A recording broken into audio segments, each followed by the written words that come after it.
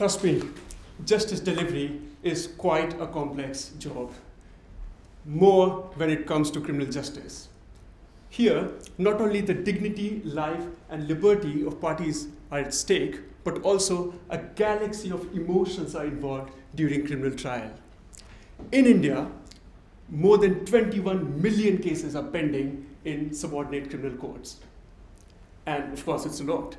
So the state is under huge pressure to dispose of these cases quickly. And so it has got certain reform initiatives in the form of, one, introduction of technology, and second, certain procedural changes. So now, the courts use video conferencing for remote appearance of parties because it is, of course, speeding up the trial process as well as it is cost effective. But it has certain limitations. This is also being used in special courts which have recently been set up for trying offenses, sexual offenses against children. Now these courts are devoid of adversarial procedures to have a courtroom environment which is child friendly.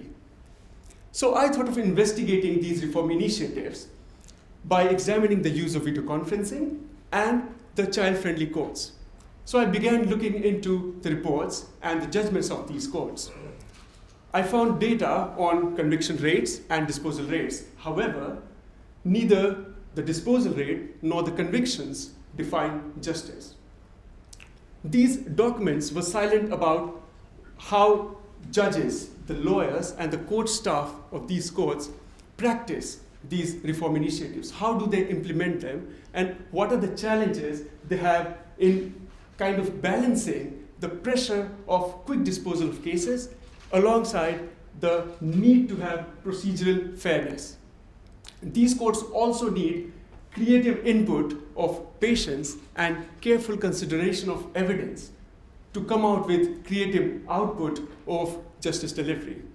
And so I decided to do interviews of these court personnel and also observing the courtroom proceedings to come out with findings as to how these reform initiatives are being implemented.